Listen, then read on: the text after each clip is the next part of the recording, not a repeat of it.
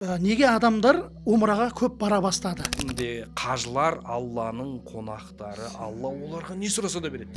Кейбір адамдар бар ғой, үлкен қажылықты кешіктіру мәселесі туралы. Енді ақшасы болып тұра кешіктіре берген адамдар туралы не айтасыз? Бір кезде түс көрдім дейді. Түсімде дейді, елдің барлығын Меккеге барасың, бармайсың деп сұрыптап жатыр екен. Бір кезде Исмаил сен бармайсың деген маған сөз айтылды дейді. Қарызы бар адамнан умраға бару дұрыс па? Немесе анау қазіргі таңда кредитке ақша алып барып жатыр осы төңірегінде. 3 күннен кейін мен әкемнің қарызын төледім деп пайғамбар саллаллаху келген кезде Алланың елшісі саллаллаху алейхи вассалам сен 3 күннен бері қайда жүрсің, әкеңнің денесі енді суыды ғой дейді. Көп қыздарымыз эмоциямен барады, жаңа біреу сыйлайды, подружкалары сыйлайды, сөйтеді да Меккеге, Мәдинаға барып жүрегі ашылады, келгеннен кейін хиджаб киіп жүреді. Ал бірақ арадан бірнеше жыл өткеннен кейін жаңа шешпей жатады. Елге келген соң оны шешпей ұстап қалуға бола ма негізінде? Лайк деген мен сені жақсы көремін деген сөз.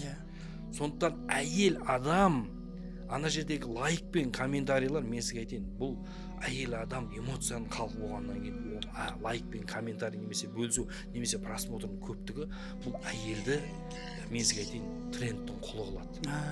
Немесе лайктың құлы қылады. Бұл құлшылыққа лайықтының құлы емес, лайктың құлы болады да былайша айтқанда. И сол лайктың құлы болған адам лайк үшін әдеміленем, солар маған лайк басын деп сұлуланам деп жайлап мына бірінші тамағын ашып көрсете бастайды. Әшейін шарфты былай сала салады, бір қарасаң орамалын шешеді. Өте көп. Мен сізге айтайын, Инстаграмда бұндай қыздар кезекте тұр. Орамал шешуге. Діни сұрақтарға жауап бере алмайтын адам ұстаз гид болып баруы қаншалықты дұрыс? Мәселен, мен жаяу баратындар бар ғой, мынау Бұхариде келетін хадисте пайғамбар саллаллаху алейхи айтады. Пайғамбар саллаллаху алейхи бір кісі жаяу кетіп баратқан дейді. Сонда пайғамбар саллаллаху қасынан түйемен өтіп барады. Мына адам неге жаяу кетіп барады дейді. Сахабалар айтады, бұл жаяу баруға нәзір етті дейді. Пайғамбар саллаллаху алейхи Алла сен өзіңді осылай қинауыңа мұқтаж емес дейді. Түйеге отыр деп айтады пайғамбар саллаллаху алейхи. Сондықтан ол адамға не істейді? Пайғамбар саллаллаху айтып отыр. Егер пайғамбардың заманында самолет болса, пайғамбар самолетпен барады. Пайғамбарымыздың сәлем берген кезде де қабірінде жазылып тұр, Пайғамбарымыз ертең мен өмірден озғаннан кейін жаңағы насаралар мен христиандарға ұқсап менің қабірімді зиярат ет, менен дұға тілеп кетпеңдер деп жазылып тұр. Осы барған адамдарды көбіне байқаймыз, мешіттің дуалын ұстап жүреді, немесе Ухуд тауына барып тасты алып кеткендерді де көріп жатырмыз. Нұр тауына шығып жаңағы осы жерде Құран түскен деп сондай нәрселерді іздеп кетпеу үшін не істеуге болады? Анау өліп жатқан пайғамбардың жанын алады, ағатай дейді. Осындай ұлы Алла тұрған кезде адамға сыйыну жоқ, адамнан сұрау мүмкін емес. Алла тағала егер де ортада бір көмекшіге, посредникке мұқтаж болса, бұл Алланың ұлықтығына үлкен сын, Алланың кемшілігін білдіреді бұл. 2026 жылғы қажылық қалай өтті? Көптеген адамдар жазылып келе алмай, бара алмай қалғандар бар екен. 70 жылда болмаған қажылық жасадық. Адам өлімі нөлдің қасында деп. Бисмиллахир-рахманир-рахим. Ассаламу алейкум ва рахматуллахи ва баракатуху. Құрметті қажылар, сіздермен қауышқанымызға қуаныштымыз. Бүгін бізде керемет подкаст болғалы тұр.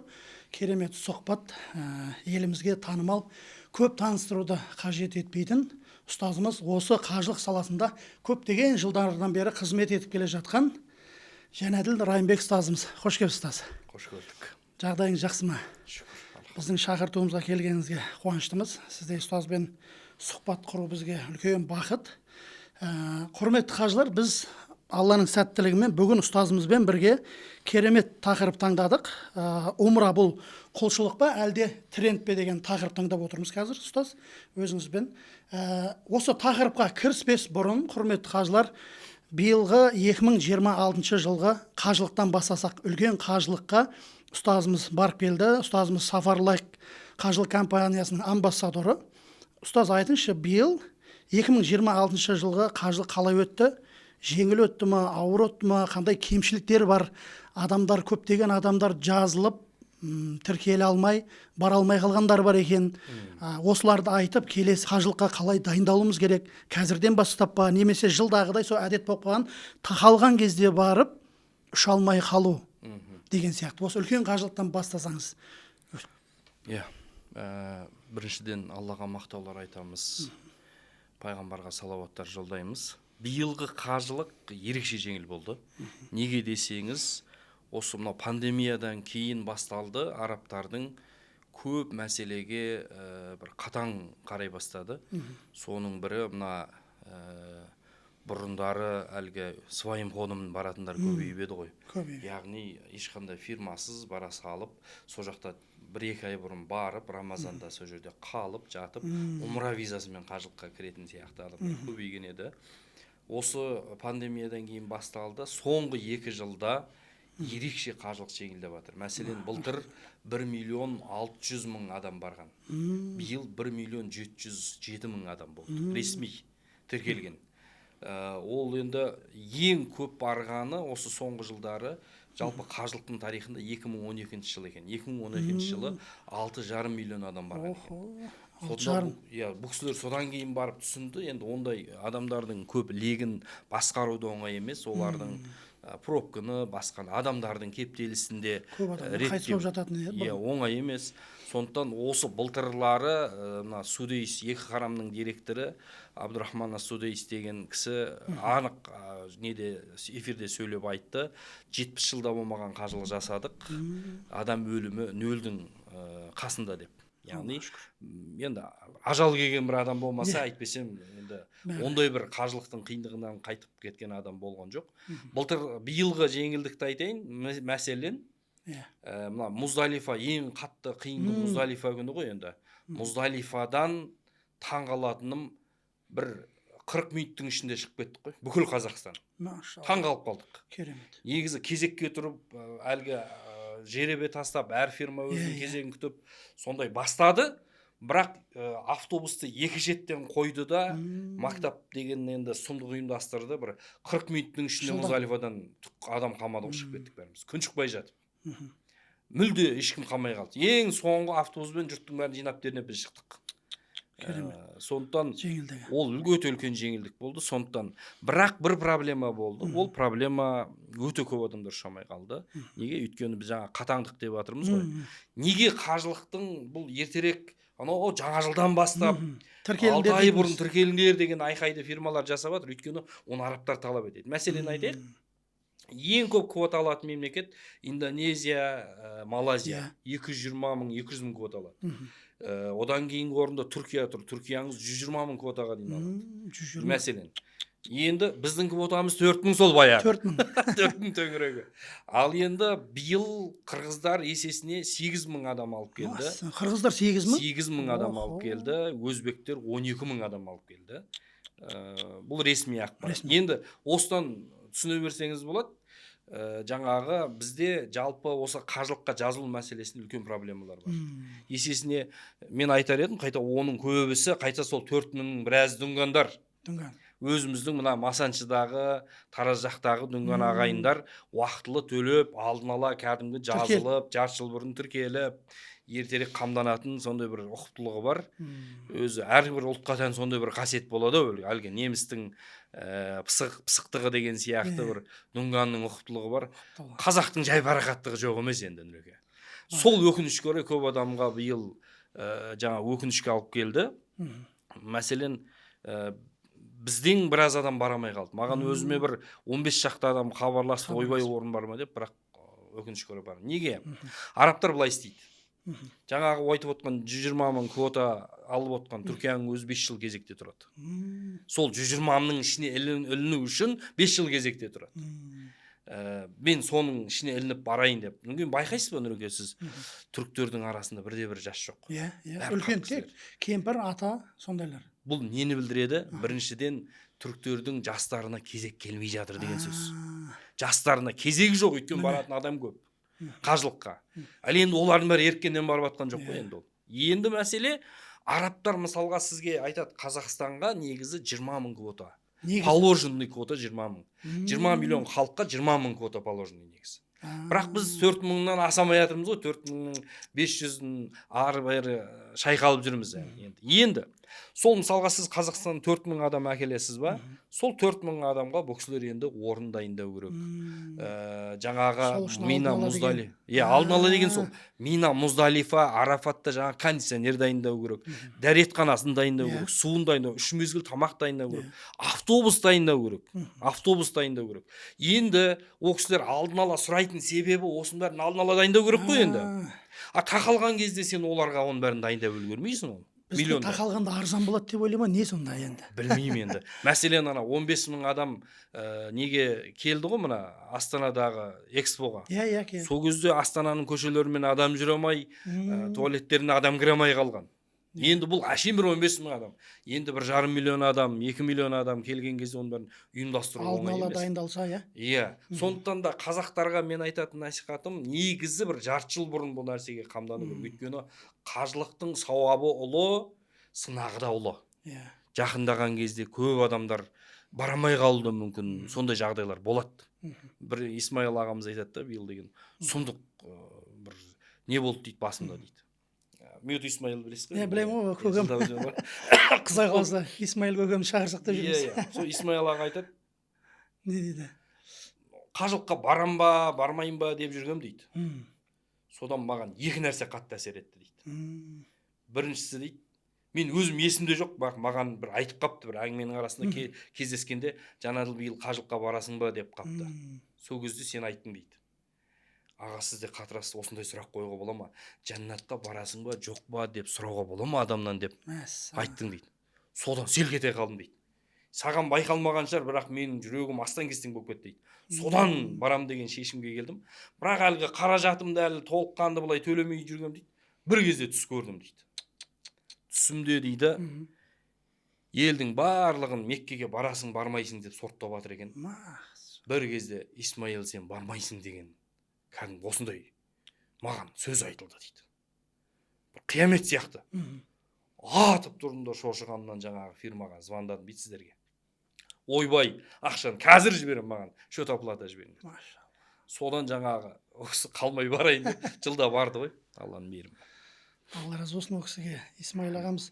Мен Исмаил ағамызды 2023-те көрдім.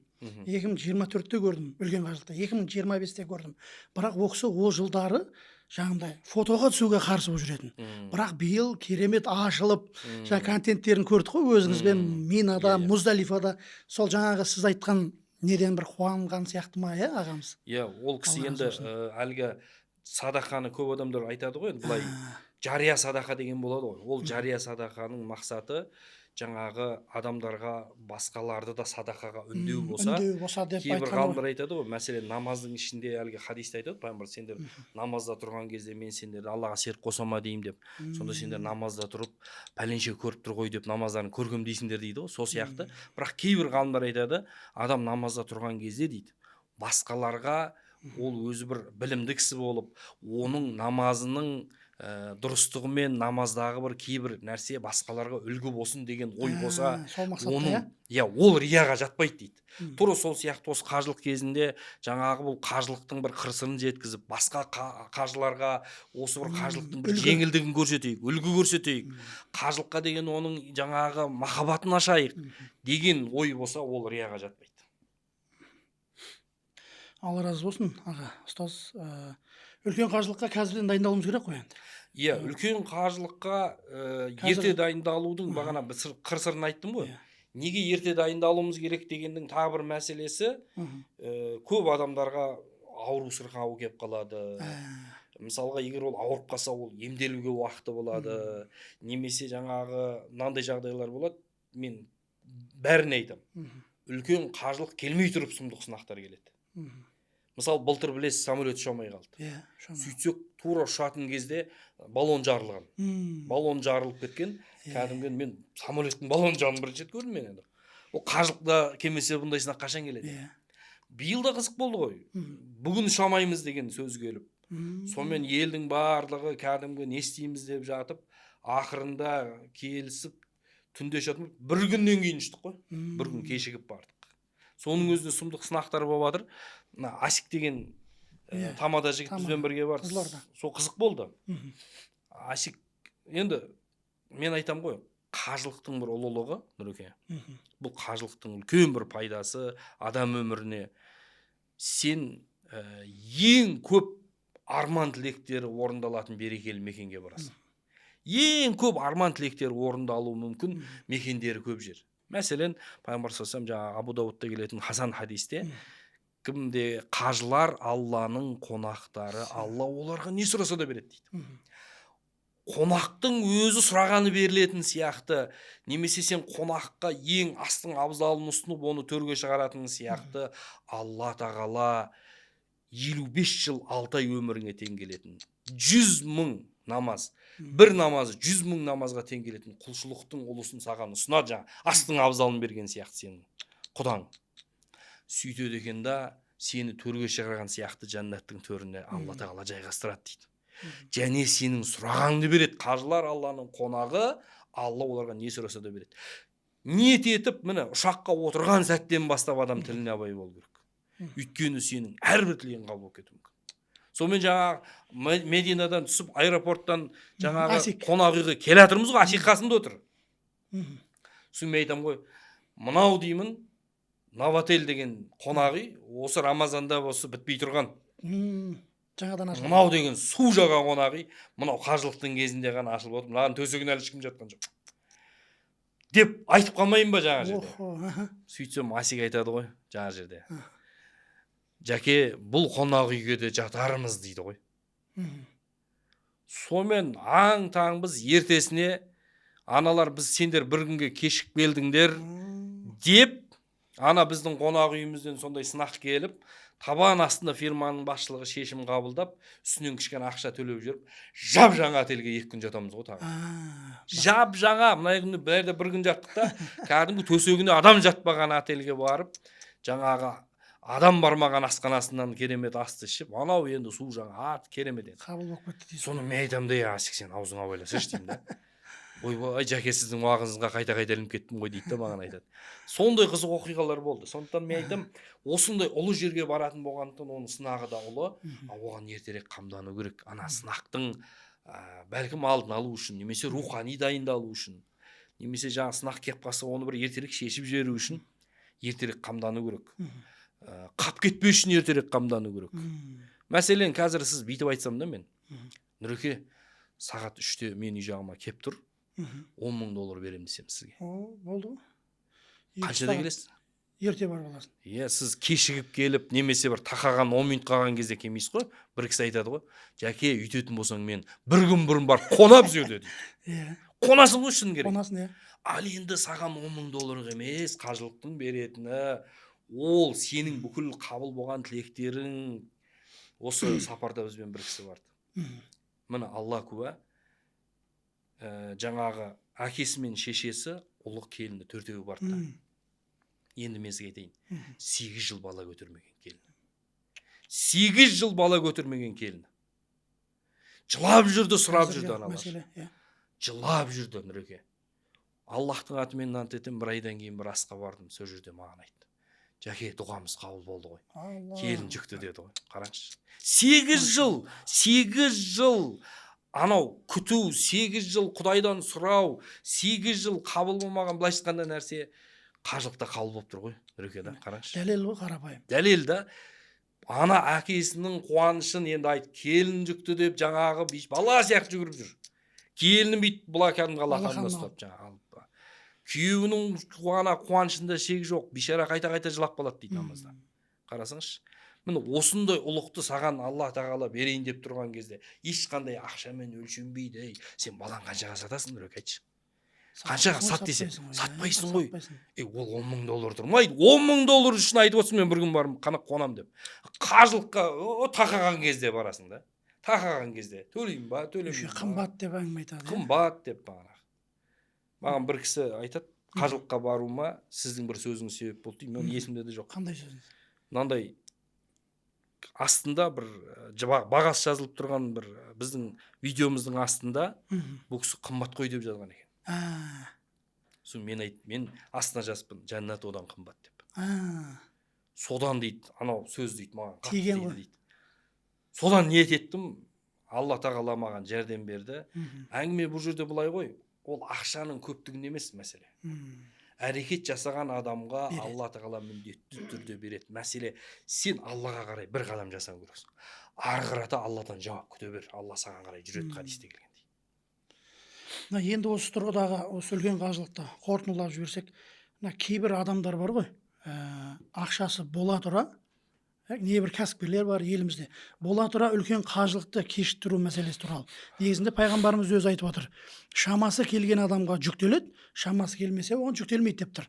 Енді ақшасы болып тұра кешіктіре берген адамдар туралы не айтасыз? Осыдан тұрады. Омар радиаллахудың керемет сөзі бар ғой. Кім дейді, Алла тағала оған мүмкіндік берсе дейді. 5 жыл өтісімен ол егер Меккені зиярат етпесе дейді. Оған мүмкіндік беру деген ол ақша және денсаулықтың мүмкіндігі берілсе. Бірақ ол 5 жыл өтісімен қажылықты өтемейтін болса дейді. Ол 5 жыл сайын өтеу туралы айтып тұр Омар радиаллаху. Ол адамның кім болып өлгені маңызды емес дейді. Мұсылман болып өле ме, христиан болып өле ме маңызды емес дейді. Ол өте ауыр сөз. Рахмет ұстаз, Алла разы болсын, түсінікті болды. Қажылық біткеніне 2026 жылда қажылықтың біткеніне 1 айдың шамасы болды. Осы бастан келесі жылға қажылыққа қазірден тіркелулеріңізді сұраймыз. Өйткені біз енді ұстаз болған екен, осы салада жүргеннен кейін сіздерге алдын ала ескертіп жатырмыз. Себебі биыл ұстаз өзіңіз де куә болдыңыз, жүздеген адамдар бара алмай қалды. Сондықтан құрметті көрермендер, құрметті қажылар, 2027 жылға үлкен қажылыққа ниет етіп жүрсеңіздер, қазірден бастап тіркеліңіздер. Енді қайтадан тақырыбымызға оралсақ, бүгінгі жаңағы жоғарыда айтқанымыздай, умра құлшылық па әлде тренд пе деп тақырып қойған едік. Енді көбінесе біздің қажыларымыз қазіргі таңда кіші қажылыққа барып жатыр ғой, умраға. Осы неге адамдар умраға көп бара бастады деген сұрақ туындап жүр да қазір. Бұл рухани ояну ма әлде жаңа тренд пе? Осы туралы айтып берсеңіз. Енді ол рухани ояну ма жаңа немесе тренд пе деген мәселе бұл әр адамның ниетіне байланысты. Ниетіне.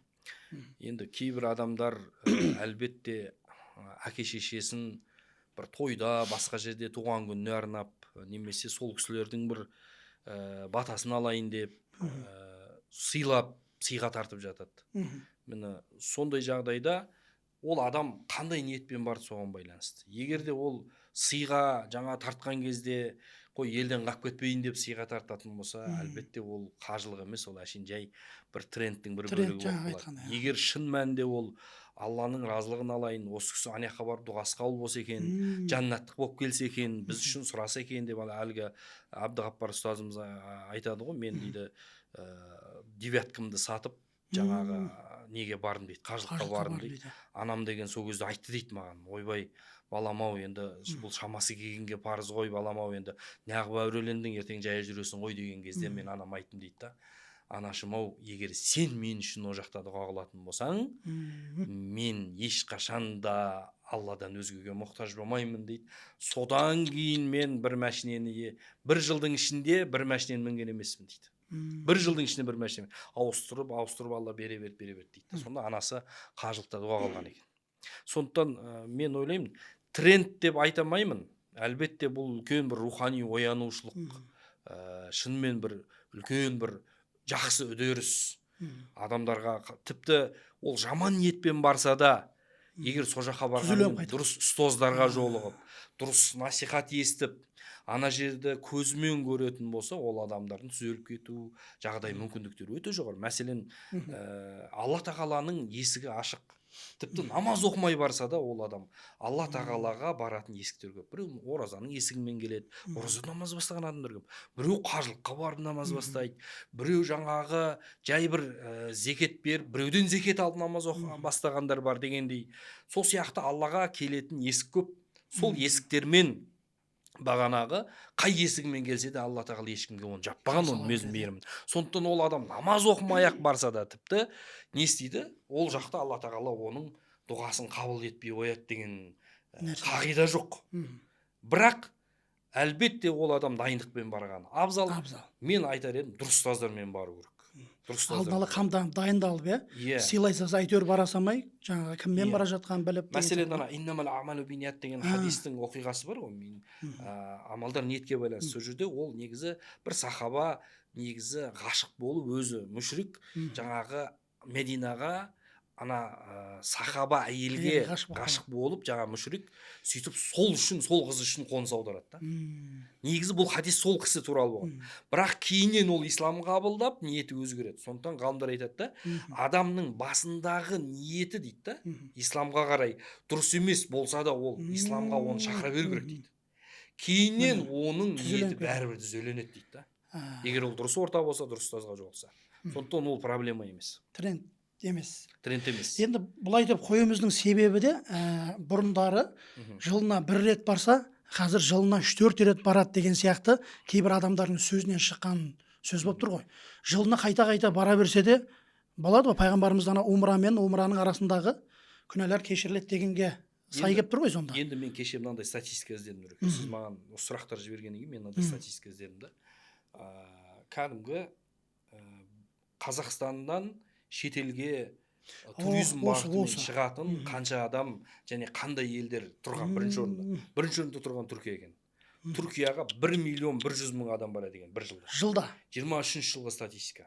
Қараңыз. Жылда 1.100.000 адам. Екінші орында тұрған қай мемлекет деп ойлайсыз? Таиланд екен. Таиландқа 500.000 мен 700.000-ның арасында адам барады екен. Бір жылда. 700.000 бір жылда адам барады екен. Одан кейін жаңағы ең қымбаты болса керек, жаңағы Мальдивы немесе жаңағы Біріккен Араб Әмірлігіне 300.000 мен 500.000 арасында адам барады екен. Одан кейін Мальдивы тұр. Қажылық Мекке мына алғашқы ондықтың тізімінде жоқ та керек десеңіз. Жоқ та керек десең. Ол жаңағы барып атқан, айтып отырмын ғой, қырғыздарың 8.000, өзбектерің 12.000 адам апарып отыр биыл. Біз 4.000 төңірегінде жүрміз. Сондықтан әлгі немнеге қайта бара бересіңдер, немнесе пәлен түген деген сияқты әңгіме бәрі ол бос әңгіме. Мысалға адам ол жаққа барып дұғасы қабыл болып, соны жүрегімен, тәнімен сезінген кезде ол адам бармай қоя алмайды, бармай тұра алмайды. Мысалға адамның бүкіл тілегінің, арманның орындалуына кедергі болып тұратын нәрсе күнәлар. Күнәлар. Тіпті күнәлардың зардаптары деген кітаптың ішінде келеді. Адамның тіпті дейді, бақшасында өсіп тұрған өзінің еккен жемісінің дейді, дәнінің үлкен кіші болуы да оның күнәларына байланысты дейді. Дәнінің үлкен кіші болуы да. Тіпті құмырсқалар, жәндіктер адамды қарғайды, сол адамның күнәсінің себебінен жауым жаумай қуаңшылық болып жатыр деп дейді. Енді осы адамның күнәсі болып тұрса, Мекке деген жер планетасында бір жер бар, сенің бүкіл күнәларыңды алып қалатын жер. Сен Мальдиваға барсаң да, Дубайға барсаң да, күнәңнің үстіне күнә қосып келуің мүмкін. Ысырап қылып, жалаңашқа қарап, басқа қылып. Бірақ жер планетасында бірақ жер бар екен, сені анаңнан туылғандай тазартып жіберетін, сені тіпті қоштасу тауабында періштелер қанатын хадисте не деп келеді? Қоштасу тауабын жасап атқан кезде дейді, қайтатын кезде. Періштелер қажының иығына қанатын қойып айтады, алдыңдағыны жасай бер, өткеннің барлығы кешірілді дейді. Сен басқа адамсың, маңызды емес сен осыған дейін кім болған. Сондай мүмкіндіктерді адам сезініп, оның бүкіл күнәсі кешіріліп, оның дұға тілегінің қабыл болуының бүкіл есіктері ашылған кезде, ол адам қайтып бармай тұрамайды, қайта барады ғой енді ол. Қайтып сен оны тосып қаласың енді. Оның үстіне пайғамбар хадисте айтып тұр, кімдегі умраны жиі жасайтын болса, ол адам кедейлікті жояды дейді умрада. Және нені жояды дейді? Күнәні жояды. Кедейлік пен күнәні жояды деген кезде ғалымдар айтады, кедейлік жояды деген сөз, ол адам Алладан басқа ешкімге мұқтаж болмайды дейді. Материально ешкімге мұқтаж болмайды болды. Ол адамның, былайша айтқанда Алла тағала кедейлікті жояды деген сөз, оны байлыққа бөлейді деген сөз. Сен байлыққа бөленіп атсаң, күнәңді кешірсе, күнәң кешіріліп, бүкіл тілегің қабыл болса, 8 жыл көтермеген жаңағы әйелін көтеріп бала беріп атса Құдай, сен қайтып үйде отырасың енді айтшы. Бармағанда қайтесің қажылыққа. Келесі сұрағымыз былай болып тұр. Қарыз алып умраға бару туралы айтсақ, білесіз, қарыздан қашып жүрген адам, ол умрадан не күтуге болады одан. Мысалы, қараңыз, былай қойыңыз, түсінікті болу үшін, кейбір қажыларды көріп қаламыз, мына фирмадан қарыз алып бараттағына, келесі фирмамен умра жасап, қажылық жасап жүрген көріп қаламыз. Сол кезде мына жаққа неге төлемей барып жатсың деген де жағдайлар болып жатады. Бұндай қарызы бар адамнан умраға бару дұрыс па? Немесе анау қазіргі таңда кредитке ақша алып барып жатыр осы төңірегінде. Қарыз алып умраға бару туралы айтып берсеңіз, иә? Енді кейбір бір қатты сынады демесін, бірақ кейбір фирмалар әлгі рассрочканы банк арқылы рассрочканы осы жасап мәселе. жатыр ғой. Енді бұл жерде әлбетте ол фирмаға ол ақша харам болмағанмен, оны төлеп жатқан адамға харам болады. Харам болады. Оны біздің муфтиятымыз оған байланысты фатуасын берді. Тура сол рассрочка төленетін адамға харам болады, төлейтін адамға. Енді сол төлейтін адам ол харамға ұрынғаннан кейін, харам ақшамен барғаннан кейін, мысалы Алла тағала Құранда сендерден тек адалды ғана қабыл етеді, тазаны ғана қабыл етеді. Инналлаха тойибун деп, иә. Енді Алла тағала адалды ғана, тазаны ғана қабыл ететін болса, мына жақта хараммен барып ол жерден жаңағыдай сауап алып тілегім қабыл болады деп үміт ету мүмкін емес. Пайғамбар саллаллаху алейхи вассалам ашық хадисте айтқан, мына адамның дұғасы қабыл емес дейді. Неге дегенде оның ішкен, жегені, кигені харам дейді. Сондықтан ондай адам әлбетте харам болады. Ал енді қарыз мәселесіне келсек, бұл жерде бірнеше мәселелер бар. Бірінші, қарыздың егесінен рұқсат сұрап, қарыздың егесінен мен осындай бір мүмкіндіктер шығып тұр алдымнан, мен сізге қарыз едім, қазір осы қарызымды мен сәл кешіктіре тұрсам бола ма деп қарыздың егесінен рұқсат сұрап, ол кісі рұқсат беріп барса болады. Екінші мәселе, бағанағы бұл жаңағы ғалымдарымыздың айтуы бойынша, екінші мәселе, мысалы сен қарызды төлеп жатсың, адал, ешқандай жаңағы өсімі жоқ қарызды төлеп жатсың, және сенің умраға немесе қажылыққа баруың осы анаяққа бардың, бірақ сол барғаның мына қарызды жүйелі төлеуіңе ешқандай кедергі болмайтын жағдайда қажылыққа бара берсең болады. Егер де бұлай болмаса, сен қажылыққа барсаң, ол сенің бағана қарызды төлеуіңе кедергі болатын болса, әлбетте бірінші қажылық төлеу. Қарыз төлену керек, өйткені шахидтер жәннатқа кірер еді егер қарызы болмаса. Пайғамбар саллаллаху алейхи вассалам қарызы бар адамға жаназаға тұрмай қойған. Сол үшін имамдарымыз бағана қарызын кім өтейді, кім мойнына алады деп жатады. Пайғамбар саллаллаху алейхи вассалам тұрмай қойған ондай адамның. Тіпті бір адам әкесінің қарызын мойнына мен төлеймін деп алып, 3 күннен кейін мен әкемнің қарызын төледім деп пайғамбар саллаллаху келген кезде, Алланың елшісі саллаллаху алейхи вассалам, сен 3 күннен бері қайда жүрсің, әкеңнің денесі енді суыды ғой дейді. Енді суыды. Сонда өлген адамның тіпті қарызын мен төлеймін деп мойнына алған адам, ана адамды азаптайды да, егер төлеумен соны ертерек құтылмаса. Сондықтан бұл өте ауыр, тіпті Құрандағы ең ұзын аят осы қарыз туралы. Өйткені адамның ақысын Алла тағала кешірмейді. Әлгі қантара деген жерде осы нәрсені есептеседі адамдар. Мысалға қазақтың қаңтарып қою деген сөз бар ғой. Өзі Сират көпірінен өткеннен кейін қантара деген жерге жиналады мұсылмандардың барлығы. Қаңтарып қою деген сөз, мына бәйгеге шауып келген жылқыны су бермей, жем бермей, шөп бермей, кәдімгі басын жоғары қаңтарып қояды. Тура сол жаңағы пайғамбардың хауызына жетпей, Сират көпірінен жаңағы мынау 50 мың жыл қабірдегі жаңағы жағдай, одан кейін 50 мың жыл Алланың сотын күту, одан кейін амал дәптерінің таразыға тартылуы, кітаптың оң жақ соңынан берілуі, одан кейін жаңағы Сират көпірінен өту сияқты бүкілінен өтіп келіп, қаңтара деген жерге жиналады мұсылмандар. Сол қаңтарада жаңағы мұсылмандар бір-біріне есептеседі. Қарызыңа есеп бересің. Егер де тура сол жерде мұсылман бір адамның жаңағы ақысын жеп қойған болса, немесе оған бір ар-намысына тиген болса, қол сұқып қойған болса оған, онда бұл адамның тура сол жерде бүкіл сауаптарын ана адамға қарай сауаппен есептеседі ол кісі. Егер де бұл адамның сауабы таусылып қалған болса, ол адамның жаңағы қарыз болған адамның күнәсін адамға артып жібереді да, тура сол жерден адамдар тозаққа кетіп қалуы мүмкін. Яғни осы жерде мұсылмандардың арасында есеп жүреді. Бұл барлық қиындықтан өтіп болғаннан кейін тура сол жерде адамдар тозаққа кетіп қалуы мүмкін. Сондықтан да егер де адам сол жерде есептемей үшін, ғалымдар айтады ғой, қияметтегі ең қиын нәрсе дейді, сен өзіңнің туған әкең мен шешеңе, тіпті құрсағыңнан шыққан балаңа бір сауапты бере алмайсың дейді. Тозаққа кетсең кет, мен өзім аман қалсам болды деп тұрасың дейді. Аятта келеді ғой жаңағы, өзінің құрсағындағыдан қашады дейді ғой, жаңағы бауырынан, әкесі баласынан қашады, бауырынан қашады дейді. Сол қиындық дейді, ең үлкен қиындық. Бірақ бұдан да жаман қиындық бар дейді. Ол қиындық дейді, сен өзіңнің құрсағынан шыққан балаңа қимаған сауапты біреуді ғайбаттап немесе біреуге қарыз болған үшін тегін үлестіруің дейді да. Бұл одан да қиын нәрсе. Сондықтан осындай бір есеп болмас үшін біз бұл дүниеде соны ертерек құтылуға ұмтылуымыз керек.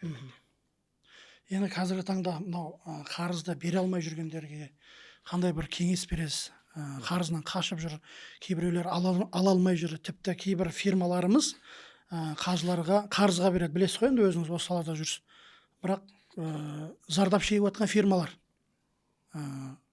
сол адамдар қарыздарын қайтармай жүр. Осындайларға қандай кеңес бересіз жалпы? Көп қой қазір қарыз қайтармай жүргендері бар, қайтара алмай жүр, бірін түсінбей жүр. Қысқа қандай кеңес бересіз? Әлбетте Бұхарида келетін хадисте пайғамбарымыз саллаллаху алейхи Кааб деген сахаба бар ғой. Кааб ибн Малик. Сол кісі бір кісіге қарыз болып қалып, екеуі бір-бірімен жаға жартысып, кәдімгі мешіттің ішінде қатты дауыстар шығып кетеді. Қарызын талап етіп ана кісі. Сонда пайғамбарымыз үйінен жүгіріп шықты, тіпті ол кісінің жүгіріп шықтағанын сипаттайды да, пердесін жаппай шықты дейді тіпті. Пердесін жауды ұмытып кетті. Сөйтті де, ей, пәленше деп екінші сахабаға айтты да, қарызыңның жартысын кеш деп айтты дейді. Ей, Кааб, сен тұр да қарызыңды төле деп айтты дейді. Сөйтіп сол жерде жаңағы ол кісілер бірін-біріне осындай түсіністікке келеді. Бірақ енді мен айтар едім, қарызды мүмкіндігі болып тұрып бермей жүрген, бермей оны кейінге қалдыратын адамдар көп. Бұндай адамдардың жағдайы өте ауыр. Бұндай адамдардың бола тұра бермеген адамдардың жағдайы өте ауыр. Мен айтар едім, біріншіден әлбетте қарызға байланысты, құтылуға байланысты өте көп дұғалар бар. Сондай дұғаларды оқып жүрсе, одан кейін барып жаңағы қарызды ең басты жеңіл құтылудың әдісі қарызды берген кезде құтылам деген ниетте болу.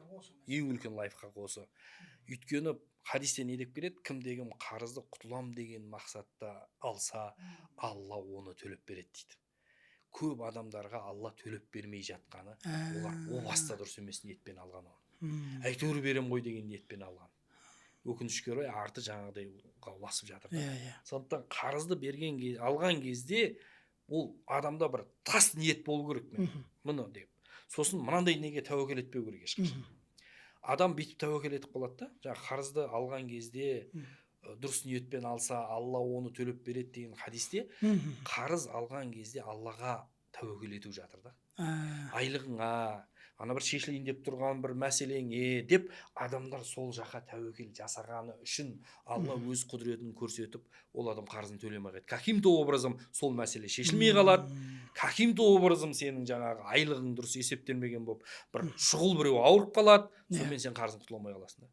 Сол үшін қарыз алып атқан кезде сен Аллаға арқа сүйеп, Аллахым сенің мейіріңмен, кеңшілігіңе мен арқа сүйедім, саған ғана тәуекел еттім. Мына істен сен құтқармасаң, мен жаңа кришам, ағам, шешілейін деп тұрған мәселе бұл нәрседен құтқарамайды, мен оған тәуекел етіп тұрған жоқпын деген жүректе бір сондай бір мәселе болмаса өте қиын.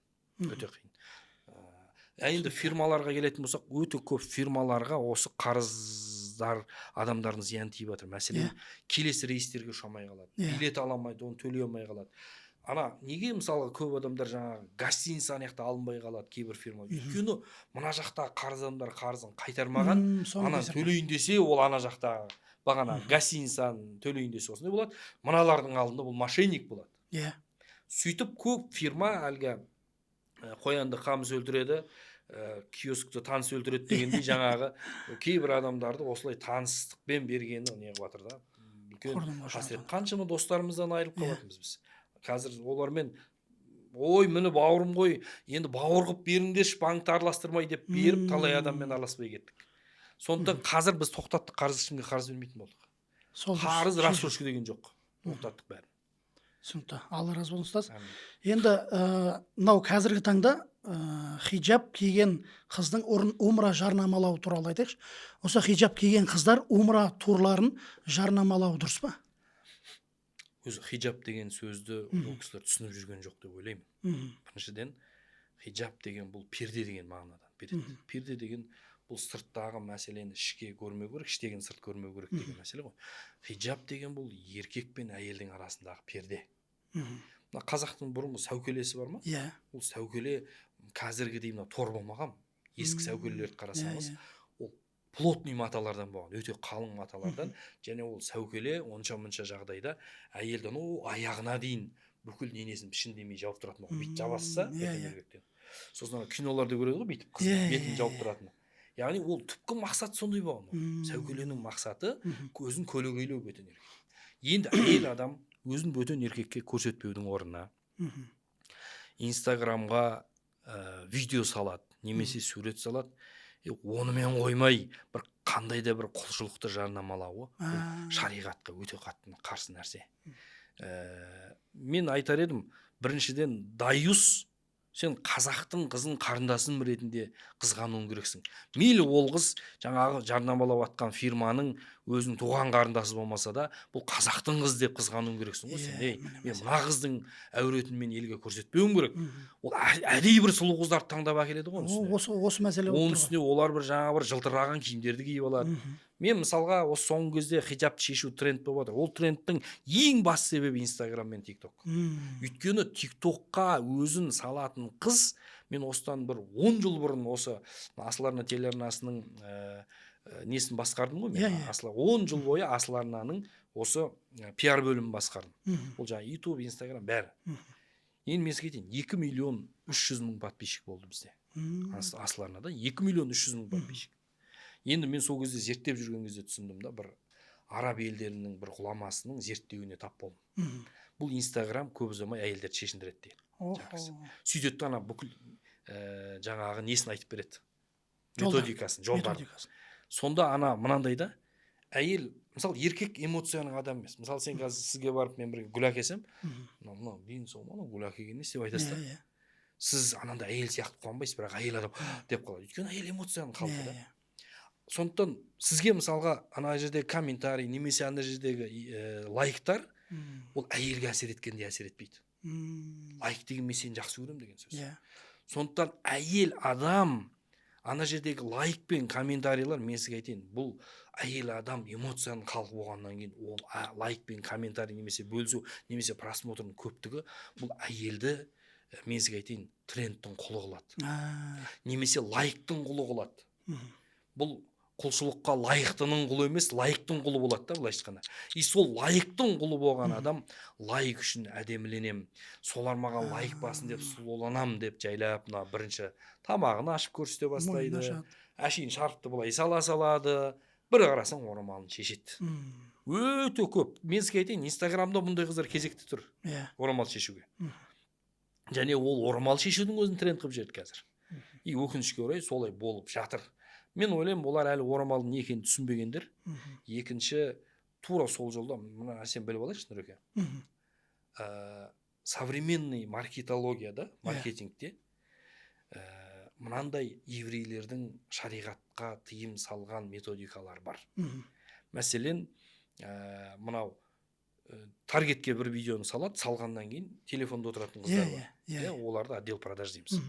Отдел продаждар триггерлер қолданады. Триггер деген адамға сатудың сөздері, әдістері немесе. Сол триггердің ішінде тыйым салынған нәрсе көп. Шариғатта мәселен тыйым салынған нәрсенің біреуі, мысалы пайғамбар саллаллаху алейхи вассалам адамға бір нәрсені алғысы келмей тұрса, оның ұятын түртіп алдыруға рұқсат жоқ. Оны сайфул хая деп айтады, жаңағы ұятты қылышпен кесіп ол адамға алдыру. Мысалы, киіп көрші дейді да, 3-4 киіп көргеннен кейін анеде сен шеше алмай қаласың. Амал жоқ аласың. Хотя сен оны алғың келіп тұрған жоқ та. Міне осы шариғатта харам.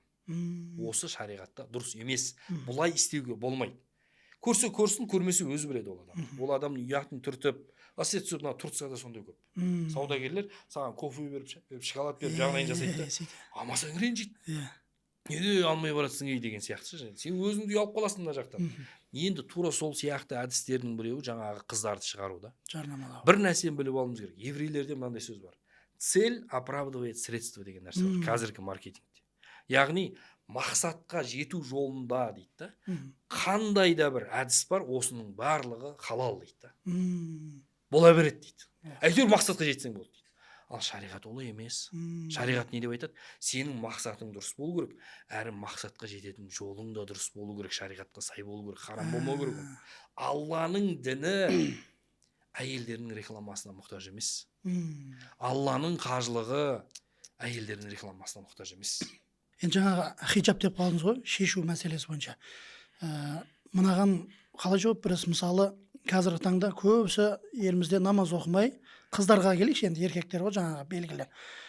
Көп қыздарымыз эмоциямен барады, жаңа біреу сыйлайды, подружкалары сыйлайды, сөйтеді да Меккеге, Мәдинаға барып, жүрегі ашылады, тазарып келеді.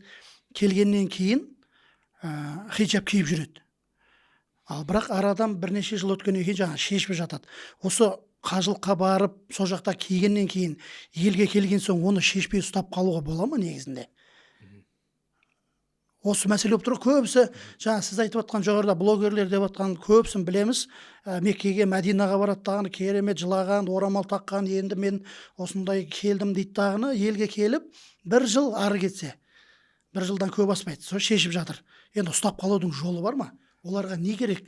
Олардың жаңа күнделікті намазына мән бермеу ма? Ең бірінші үлкен қатері жаңа сіз айтқан блогерлік қой енді, интернет лайк. Біріншіден ұстап қалудың жолы бар ма екен? Абдразақ Аль-Бадр деген Медина мешітіне сабақ беретін бір кісі бар. Сол кісі мынандай сөз айтады да: қажылықтың қабыл болуының екі белгісі бар дейді. Біреуі қажылықтың кезінде байқалады, екінші қажылықтан кейін байқалады. Қажылықтың кезінде белгісі дейді, оның ықыласты әлі шариғатымыздың ережелеріне сай дәл орындалу дейді. Өйткені Мединада жасалған бидғат пен басқа жерде жасалған бидғат бірдей емес. Пайғамбар хадисінде, сахих хадисте Мәдина харам етілген жер дейді. Мадинаға байланысты айтылады. Мадинаның харам аймағы туралы айтады. Және бұл ешкімге, маған дейін ешкімге адал болмаған, менен кейін де ешкімге адал болмайды дейді пайғамбарымыз. Яғни бұл жер тыйым салынған. Басқа жерде рұқсат берілген нәрсе бұл жерде тыйым салынған. Дейді да ар жағынан айтады: кім-дегім бұл жерде дейді бидғат істесе, немесе бидғатшыға пана берсе дейді, ол адамнан дейді қияметте нәпілде, парызда қабыл етілмейді дейді. Ол адам дейді періштелердің, адамзаттың, Алланың қарғысына қалады дейді. Енді осы жерден түсінетініміз, ол бірінші, қажылықтың кезінде оны дұрыс атқару, қабыл болатындай атқару. Себебі қажылықтың кезінде сен риядан аулақ, ықыласты болып, базаралап жүріп алмай, немесе жаңағы бір жеңген бір $200 салып еді, соған бір қандай жайнамаз, қандай орамал алсам екен деп, мысалға, ұстаз Мединаға келген кезде түсінесің ғой адамның ниетін. Ұстаз базар қайда, немесе жайнамаз осы жерде арзан ба, Меккеде арзан ба деген сияқты айтқан кезде түсінесің да ниет қаяқта екенін. Ондай емес, кәдімгі таза Құран сүннетке сай, осы жерден бір рухани бір нәр алайын деп келген адам болса, бұл қажылықтың қабыл болған бірінші белгісі. Екінші белгісі қажылықтан кейінгі өмір мен қажылыққа дейінгі өмірінің арасындағы үлкен өзгерістердің байқалуы. Яғни ол адамның құлшылыққа қарай өзгеруі, дұғасының қабыл болуы деген сияқты көптеген белгілері бар. Енді өкінішке орай қажылықтан кейін көп адамдар сәл уақыттан кейін шешіп кетіп бандай жатса, бұл адамның қажылығы қабыл болмаған болуы мүмкін. Бұл жай әсер алған. Өйткені ол әсер етеді. Эмоция, әшейін әсер. Ал енді оның шынайы иманның бекіп, жаңағы тақуалығының артуы деген сияқты мәселе, бұл басқа. Бұл адам Аллаға қарай жақындап, келгеннен кейін сол жаққа қайта барғысы келіп, басқаларды жетектеп апарғысы келіп, өзі бір құлшылығын бұрынға қарағанда бекем орындап жатады да. Мысалға, мен бір кісіні білем, ракпен ауырып, рак деген диагноз қойылып, сөйтіп бізбен бірге қажылыққа барды да. Жаңағы кісі өзі Таразда үлкен қызмет істейді, атын айтпай ақ қояйын. Өте үлкен қызмет істейді. Сонда жаңағы кісі рак деген диагноз қойып барды мен бірге. Басынан рак табылған ғой үстіне. Сонымен қажылықта жаңадан сол жерде намаз үйренді. Жаңағы кісімен дос болып кеттік кейін. Бірақ мен сізге айтайын, ана кісі бар ма, қажылықта деген сондай ықыласты жүрді. Сосын қажылықтан қайтқаннан кейін жаңағы кісінің рагы жоқ болып шығады ғой. 3 рет тексеріледі. 3 рет тексерілгенде таза болып шығады ғой. Содан бұл кісі жаңағы тас болып қатып қалды да. Ұстанып ше. Міне осындай белгілерді қарасаң, бұл адамның қажылығы дұрыс орындалған, дұрыс ұстаздармен барған, рухани нәр алып, дұрыс ниетпен барып қажылығы қабыл болған деп айтамыз. Ал енді адамдарға әсер ететін нәрсе көп. Пайғамбар Әбу Бәкір айтады ғой, мен дейді сіздің қасыңызда болғанда иманым күшті болып тұрады, сізден кетіп қалғаннан кейін бір 200 сияқты сезінемін деген кезде пайғамбар айтады, егер өмірдің барлығы менің қасымдағыдай болса дейді, онда періштелер мына өмірдің сынақ екендігінен қандай мән бар дейді ғой хадисте. Сол сияқты жаңағы ал пайғамбар саллаллаху қасындағыдай бола бермейді үнемі. Немесе Меккедегідей бола бермейді нұреке. Иманның бір белгілі бір уақыт өткеннен кейін жаңағыдай әлсіреп адамға ортасы әсер етіп, Инстаграм әсер етіп жаңағыдай болу бұл заңды құбылыс. Бірақ адам күресу керек. Адам күресу керек, келгеннен кейін жаңағы әсер алған адам сияқты бір намазда жоқ, орамалда жоқ, баяғы әдетіне басып жүретін болса, ол өкінішке орай өте қиын. Бірақ ол адам жаңағы Аллаға берген уәдесінде тұрып, мынандай ғой, Алла сенің айтқанын істесін десең, сен бірінші Алланың айтқанын істеуің керек. Алланың айтқанын істеуің керек. Қағида. Иә, Алла сенің малайың емес. Сен Алланың айтқанын істемейсің, бірақ Алла почему-то сенің тілегін қабыл ете беру керек пе сонда? Алла сенің малайың емес. Алла сенің айтқанын істесін десең, сен бірінші Алланың айтқанын істе. Немесе мына ауыздан шығатын тілек қабыл болу үшін ауызға кіретін нәрсе адал болу керек дейді. Бір темекісін тастай алмай жүрген адам бар. Ибрахим пайғамбар баласын құрбан шалуға дайыр болған, Алла оны құрбан шалмайтынын біліп тұрса да. Дайыр болған соған. Баласын қиып жіберуге, 90 жасында көрген жалғыз ұлын қиып жіберуге Ибрахим дайын болған. Сен мына сигаретіңді қимай жүрсің да. Насыбайыңды Құдай үшін қимай жүрсің, енді Құдай мен тілегім қабыл өтпейді деп қайтып өкпелейсің, қайтып ренжейсің. Енді осыған келесі сұрағымыз тура келіп тұр да, ұстаз қараңызшы. Басқа саланың адамы гид болса, діни сұрақтарға жауап бере алмайтын адам ұстаз гид болып баруы қаншалықты дұрыс? Қазіргі таңда білеміз, бір-екі рет қажылыққа барып, немесе мобилограф болып жүріп, немесе тіпті басқа саланың адамдары 3-4 рет барғаннан кейін ұстаз болып, гид болып кетіп жатыр. Бұған қалай қарайсыз? Осындайлардың салдарынан жаңағыда жоғарыда талдаған сияқты келгеннен кейін әсер алмай жүруде осыған байланысты ма деп ойлайсыз ба? Қалай қарайсыз? Өте дұрыс емес деп ойлаймын. Өйткені мен Аллаға мақтаулар айтам. Ең алғаш 2007 жылы барыппын. Солдан бастап осы асыл арнада болсын, осы салада жүрміз. Діни салада жүрміз.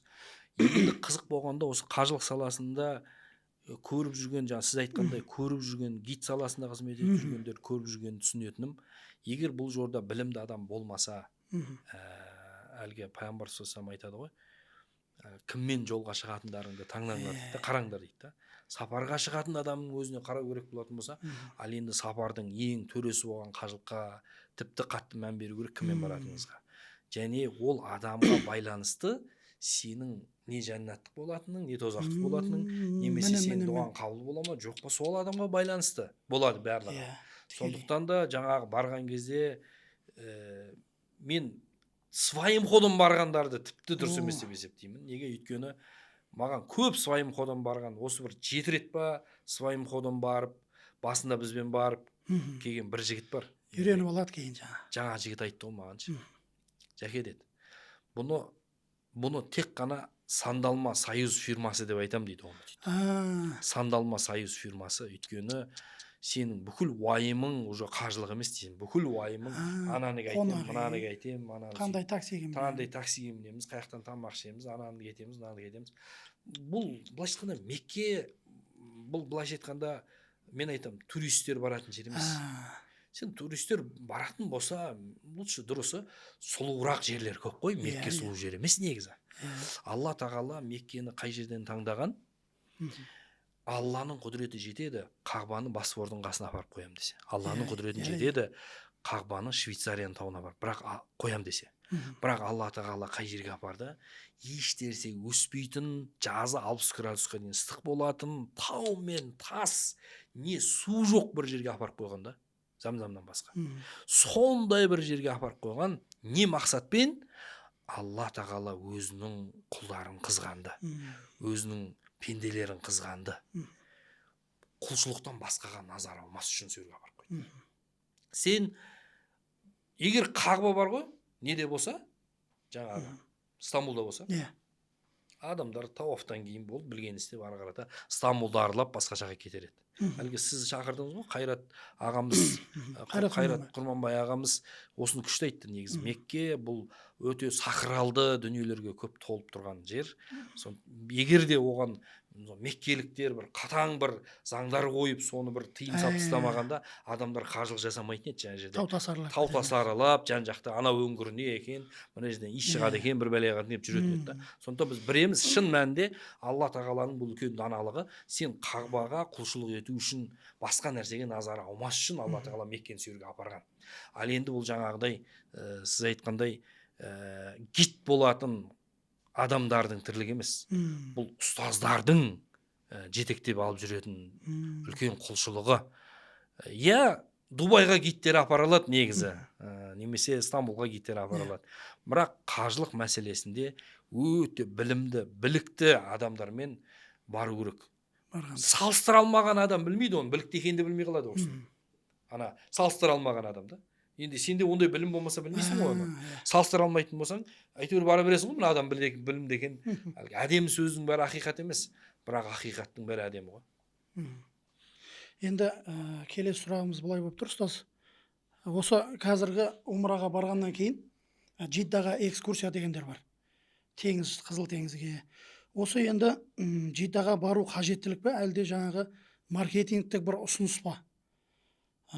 Меккеге, Мәдинаға барған адам құлшылықта көп болған жақсы ма, әлде жаңағы Джиддаға экскурсияда барып келейік деп осы туралы айтыңызшы. Біріншіден шариғатта маслаха уа мафсада деген нәрсе бар да, фиқта. Пайда зиянын таразының екі шетіне салу. Мына жақта Меккеде харамда оқылатын 100 мың намаз бар. 100 мың намаз бар. Сенің жарты ғасыр өміріңе тең келетін. Джиддада барып суға шомылу бар. Таразының екі шетіне салған кезде қайсысы пайдалы осыны білу керек адам. Пайдалы. Джидда деген таза маркетинг. Джидда деген таза маркетинг. Егер де біз бағанағы қағидаға қарайтын болсақ, онда Джиддаға бару емес, Мединаға барудың өзі негізі умраның шарттарына кірмейді керек десеңіз.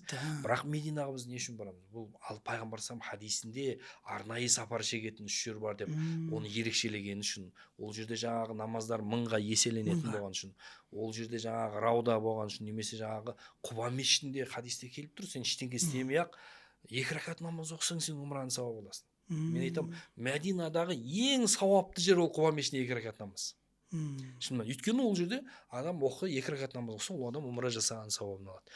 Сондай ұлық сауаптар болған үшін барамыз. Джиддада не бар? Мысалға, қарайық, теңізден басқа не бар енді ол жерде? Күннің ыстықтығы, немесе жаңағы ылғалдылығы демесең, әдемілігі, сұлулық демесең. Сондықтан адамдардың, мен мынандай жағдайларды өте көп көрдім.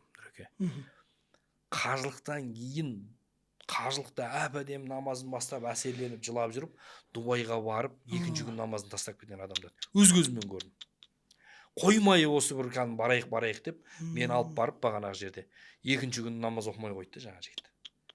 Сонымен мен жаңағы кірістім де жаңағыларға. Сондықтан шын мәнінде бұндай өзім көзіммен көріп, сезініп айтып отқаннан кейін айтайын, бұл нәрсе өте қате деп ойлаймын. Иә, адам бір сергіп нету үшін бір жеке өзі барса болады, бірақ фирма бүкіл группаны апару дұрыс емес деп ойлаймын. Дұрыс емес ол. Иә, ол маркетингтің басқа да. Егер біз қазір үйтіп жарыса беретін болсақ, әлгі тойды өзіміз қолдан қиындатып, қалмалды көбейтіп, ана салют ату керек, қайрат ортасы шақыру керек, оған жаңа Тұрсынбек келу керек деген сияқтылардың бәрін қолдан көбейтіп, қанша адам үйлене алмай жүрген сияқты. Ертең біз қазір мынаны трендке айналдырып, ой Джидда, ойбай анау Дубай арқылы Аль-Улаға баруымыз керек, бәлем Дубай арқылы, Стамбул арқылы деп жатып, қиындатып, ақырында біздің умрамыз жайына қалады ертең. Өйткені осы трендке айналады да, ақырында бірінен бірі артық болсам деп, осы трендтің соңынан, тренд құлдықтың себебінен біз құлшылықтың қадірін қашырып аламыз. Барған адам көбінесе мешітте болған абзал дейсіз ғой, Әлбетте. жан-жаққа қыдырмай. Енді бір дұғаң қабыл болу үшін ойлаңызшы, мынандай оқиға болды Нұреке. 20-дағы жігіт мен мобилда көріп жүрдік қой, мен бірге. Қайтатын күн Нұреке. Уже қайтып баратырмыз. Тахажжудқа кіріп тұрмыз сол күні харамға. Әлі Қағба жаққа барған жоқпыз. Харамның ішіне кіріп қалдық. Кірген кездегі эскалатор бар ма? Эскалатормен жоғары көтеріліп жатқан кезде айтып қалды. Сол күні сағат 11-де уже аэропортта болуымыз керек. Түнгі 3-те неде тұрмыз? Тахажжудта. Жаңа жігіт айтып қалды. Жәке, Жансерік деген жігіт қой. Бұл 20-дағы жас бала ол кезде. Жәке, бір-екі күнге қалып кетсек жақсы болар еді деді ғой. Өй деп қалдым мен, сен тахаджудтың Бітті ғой. уақытында қажылардың дұғасы қабыл, Қағбаның қасы, сен қалай бүйтіп айтып қалдың деймін ғой жаңа. Сөйтсем, ойбай аға, қаяқтан білейін, 2 күннен кейін жұма екен ғой, соны оқып кетейік деп ойладым. Охо. Сонымен сағат Сөйтіп. 9-дарда аэропортта жүрміз. Елдің бәрін өткізіп, артынан ең соңында жаңа гид болғаннан кейін екеуміз барып, паспортымызды берсек, жаңа Жансеріктің билеті жоқ. Ойбай деп Қасымбекке звондаймын. Сөйтсем, біздің тарихта болмаған ондай. Билетін ұмытып кету деген. Жансеріктің билеті жоқ қой. Көз бақырайып қалып кетті жаңағы, оның үстіне шетелге шықпаған жігіт екен. Жаңағы қалып кетті аэропортта, амал жоқ Жиддада. Билет жоқ енді. Сонымен Жиддада қалып, келесі күні ұшты ма, сондай болды жаңағы. Сонда мен айтатыным, қаңғып жүріп айта салған тілектер қабыл болып кетіп жатыр ғой Нұреке. Қаңғып жүріп айта салған әшейін тілектер қабыл. Ал енді біреу арнайы сұрасашы. Арнайы сұра. Сен не сұрайтын, сонда тірлігің бітіп қалды ма, неғып Жиддада жүрсің сен? Сен не дұғаң бітіп қалды, немесе бір барлық екі дүниеңде мәселең шешіліп, уже жәннаттың ішінде шемшік жағып отырсың ба, сен не істеп отырсың? Сен Қағбаның қасында қаншама дұға тілектер жасауға мүмкіндіктер тұрған кезде мына жақта жүреді да бағанағы адамдар. Сондықтан бұл нәрсені шын мәнінде дұрыс емес деп ойлаймын. Енді мына қазіргі таңда мынандай арзан баға деген шығып жатыр ғой қазір.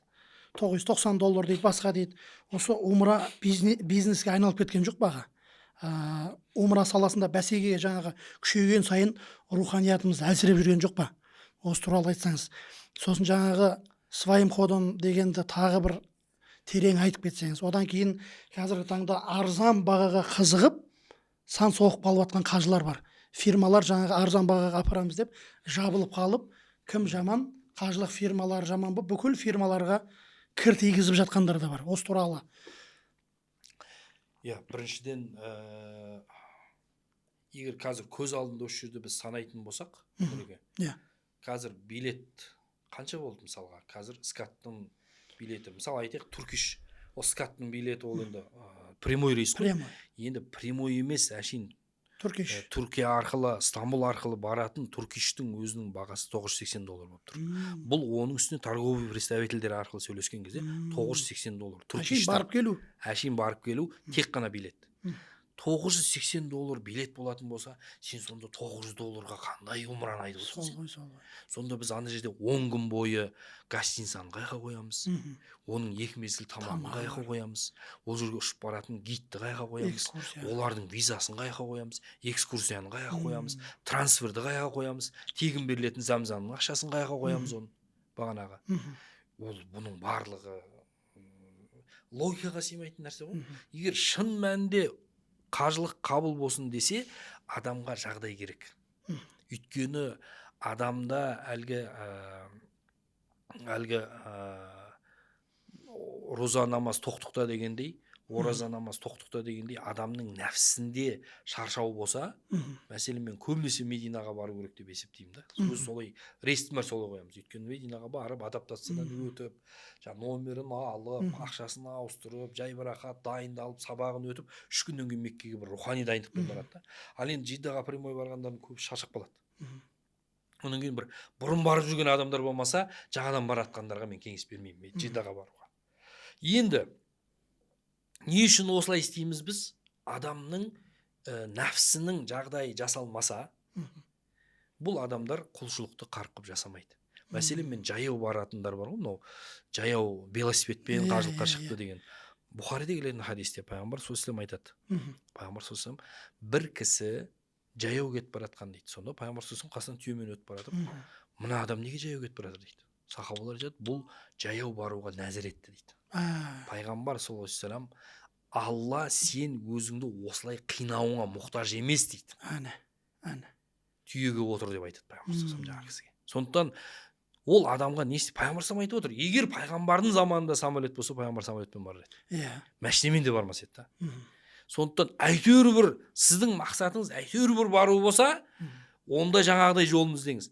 Бірақ қабыл болатын қажылық жасау керек болса, онда тәжірибелі ұстаздардың жаңағы ақыл кеңесіне, тәжірибелі фирмалардың бағанағы дұрыс бағанағы бағаларына сену керек та. Өйткені шын мәнінде ол бізде бәсеке көп, онсыз да біз қымбаттата алмаймыз қазір бағаны. Иә. Бәсеке көп бізде. Пәленбай фирма бар. Онсыз да баға қымбат бола алмайды ол жаққа. Сондықтан оның арзанын іздеме. Арзан емес, сапалысын ізде. Сапасы. Қабыл болатынын ізде. Жаңа көбісі бұрыннан істеп келе жатқан фирмаларға қарайды. Оларда $1450 деп тұр. Мысалы жаздың өзінде жаңа сіз айтқандай ұшағының өзі $980 болған екен, ол жаңа 1450 деп қояды. Бірақ қазірдің өзінде күнделіктен сізге де жіберіп жатқан шығар $990 мынау шығып тұр екен, мынандай фирма. Осымен барсам қалай болады? Анау ертеңгі күні бара алмай қалып күйгенше ар жағына $100-200 қостағыны рахаттанып барсайшы дейміз ғой. Енді ол $990 болған екен, оны қонақ үйде ұзақ, тамағы да жаңа білесіз ғой, қолға салып береді, өлшеп береді деген сияқты. Осы тұрғыда ғой. Жаңағы жоғарыда бір сұрақ қойып кетті да, мынандай. Жаңа сіз айттыңыз ғой, Қайрат ұстазымыз айтты деп. Осы пайғамбарымыздың сәлем берген кезде де қабірінде жазылып тұр, иә. Пайғамбарымыз ертең мен өмірден озғаннан кейін жаңағы насаралар мен христиандарға ұқсап менің қабірімді зиярат ет, менен дұға тілеп кетпеңдер деп жазылып тұр. Осы барған адамдарды көбіне байқаймыз, мешіттің дуалын ұстап жүреді, немесе Ухуд тауына барып тасты алып кеткендерді де көріп жатырмыз. Нұр тауына шығып жаңағы осы жерде Құран түскен деп, сондай нәрселерді іздеп кетпеу үшін не істеуге болады? Барғаннан кейін осын бір қайталап жіберейікші. Мен бір қызық оқиға айтып берейін, осыдан бәрі түсінікті болады. Шымкентте бір дытылар мен қытылар бірге тұратын бір ауданда, бір ауылда Назарбек деген кісі болған екен. Ол кісінің жас кезінде несі кличкасы Құлыншайнар болған екен. Сонда Құлыншайнар дейтін себебі мына дулаттың жігіттерін, дытының жігіттерін өсірмей, тек қана жаңағы қоңыраттың жігіттерін өсіріп, сөйткеннен кейін бұл кісіні Құлыншайнар деп кеткен екен. Енді ол кісінің сіз той басталмайды екен, кез келген үлкен қызмет істеген, сонымен кез келген тойда мына кісі барады екен. Бірінші осы сөйлейді, одан кейін әулеттің үлкендері сөйлейді деген сияқты. Бір күні бұл кісі пенсияға шығады, баяғыдай күш қайрат жоқ, қауқары қайтқан. Бір дулаттың тойына барып қалған ғой. Сөйтсе жаңағы дулаттың тойында ойбай көкем келіп қалды деп, әдеттегідей енді қызметте болмаса да бұл кісіні шығарып әулеттің үлкендерімен қоса мына кісі қолынан микрофонды алып сөйлей бергенде бір дулаттың жігіті ішіп алған екен, келеді да қолынан микрофон жұлып алады ғой. Атаңа тоңбаған. Сен Құлыншайнар едің ғой, мына тұрған қаншама дулаттың жігітін қанға қақсатып, мына жұмыстан жаңағы құлын кезінде шайнаған сен емес пе? Дулатта мынадан басқа дені сау адам қалмады ма? Енді кеп тойымда мүтайымсып тұр мынау деп жаңа жерде. Ойбай деп, елдер вилкалар салатқа тығылған күйі қалып кетеді ғой, не болады енді деп. Сөйтіп тұрған кезде ана кісі саспай қолынан микрофон. Айналайын шырағым. Болдың ба деп? Болдым деп танауда. Сасқаннан. Болсаң бер, мен айтайын деп. Қолынан микрофонды алып жаңа жерде сонымен айтыпты. Айналайын шырағым деп жаңа айтып тұрғаның бәрі рас депті. Мына ел білмейтін талай бәлем бүлдірдім ғой мен деп. Деп қалды дейді елінде. Ойбай деп, келіндер орамалын бір жетін ашып құлағымда свежий өсек қой деп. Сөйтіп тұрған кезде ана кісі айтты дейді, айналайын, біз пәленбай жыл атеист болдық, Құдай жоқ деген қоғамда өстік. Сен ана адамға қиянат жасады дейсің, біз Құдайға да қиянат жасаған кезіміз бар екен ғой. Міне жаста, міне 60-та алқымдадым ғой деп, Алла алдында парызымды өтеймін деп, пайғамбар жасқа келдім деп, Меккеге бардым деп әңгімесін айтты дейді. Меккеге бірінші барған екен, қажылығын өтеп болып, одан кейін қайтарда Мединаға соғып, сосын мына кейде бір енді біз қабірдің басына барып 7 рет тауап жасап, соған сүйкеніп жататын жағдайымыз бар ғой. Ондай әлгі тауап жасау Қағбаның қасында ғана рұқсат етілген, біліп тұрса да кетіп сөйтеді. Табынатындар бар ғой. Сонда қызық болады ғой, жаңағы кісі айтады ғой. Пайғамбардың қабіріне барып бір сыйынғым келді дейді. Пайғамбарға бір табынған сияқты бір қабірінен бір сол кісіні қарап тұрып дұға қылып бір жақындап бір қабірін сүйкелеп бір сөйткім келді дейді жаңағы. Сөйтіп бара берме, ана жерден шейхтар тұрады, солдаттар тұрады. Бұл өлген адам қыбла ана жақта, сұрасаң Алладан сұра, бұл жақта нең бар деп сөйтіп тұрады ғой енді. Сөйтіп аналар айтады дейді, мынау түсінбейді, қой сонша жерден келгенде енді пайғамбарға сыйынбай кетеміз. Қасындағылармен бірге бәрі қолтықтасып жаңағы, қой мына қолтықтай күштейік болмайды деп жатқан кезде солдаттар далаға шығарып келіп жетеді. Атаңа нәлет, мен қырамды жоям, соттатам, сонша жерден келгенде мен пайғамбарға табынбаймын ба не жерге. Кімнен шешеді? Бұл имам шешеді. Имамға барып айтады, мына пәленше деген пәленбай жыл атеист болған қоғамнан бір кісі келе жатыр, үлкен қызмет істеген. Пайғамбарға табынамын деп бәле қылады. Кесін дейді ғой имам. Имамға кіреді, мынауға қасында жаңағы приводчик бар, келгеннен басталады мынау. Айналайын шырағым, пәленбай жыл атеист болды, Құдай жоқ деген қоғамда. Енді келіп ата дінімізбен қайта қауышып, жүзімізді Москваға Меккеге бұрдық па дегенде мыналар мен пайғамбарға табындырмай жатыр. Неужели бір сыйынайық та енді бір ұйымдастырсашы.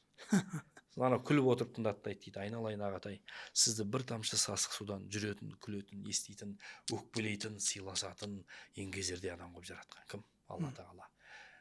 Бүкіл адамзатпен мына әлемді жаратқан кім? Алла тағала. Сен және сенің мал мүлкің жерден ризық нерсібе теріп жеу үшін бұлттарды жиып, оны шығып, одан жаңбыр жауғызатын кім? Алла тағала. Сенің жаныңды алатын кім? Алла тағала. Атау деп алдыңнан жүгіріп шыққан кезде, бүкіл әлемнің қиындығын ұмыттырып жіберетін немере берген кім? Алла тағала. Жәннат пен тозақтың иесі, қияметтегі соттың иесі кім? Алла тағала. Анау өліп жатқан пайғамбардың жанын алған кім? Алла тағала. Ағатай дейді, ағатай дейді. Осындай ұлы Алла тұрған кезде адамға сыйыну жоқ, адамнан сұрау мүмкін емес. Алла тағала егер де ортада бір көмекшіге, посредникке мұқтаж болса, бұл Алланың ұлықтығына үлкен сын, Алланың кемшілігін білдіреді бұл. Алла тағала ұлық ондайдан.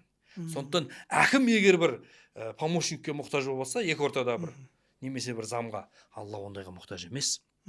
Анау Исаға табынған